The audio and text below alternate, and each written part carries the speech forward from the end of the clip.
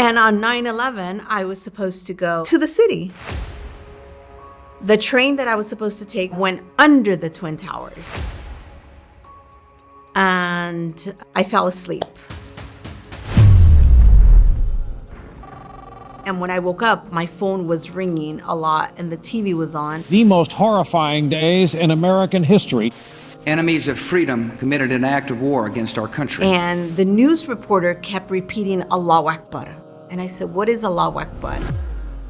And I became very angry as an American. And I wanted to know, who are these terrorists and why are they here?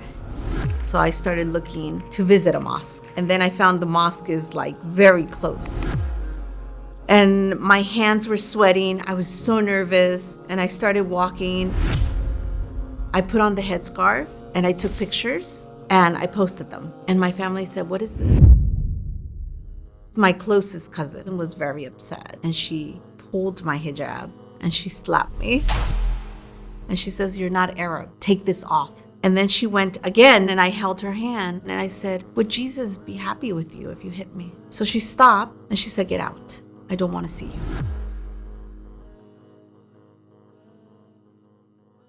Assalamu alaikum, Sister Nahila Morales. Thank you for accepting our invitation. Welcome to the interview. I want to start by asking, who is Nahila Morales? Can you tell us briefly about your life? Walaikum salam wa rahmatullahi wa barakatuh. Thank you. It's an honor to be here. Nahila is the daughter of a Mexican family that come from a Catholic religious background. At the age 25, I moved to New York City. After college, I studied merchandise marketing and I decided to move far away from California, and the furthest I can go was New York City. So I moved to New York City, actually the summer 2021, which was 3 months prior to 9/11. It was a few years after where I eventually embraced Islam. How was your life in regards to faith? What were you believing in?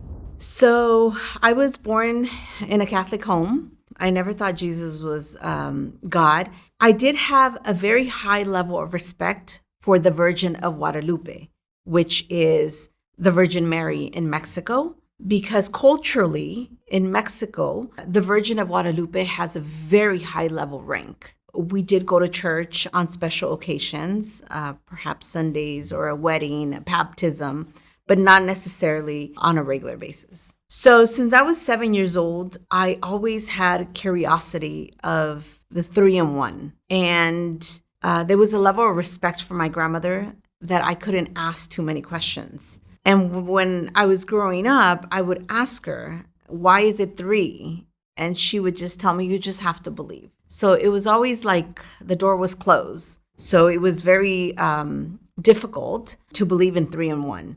I knew there was God. And even though I was raised with respecting all 3, it never synced in with me. It never resonated with me. I always had that question. How can it be 3 people in one?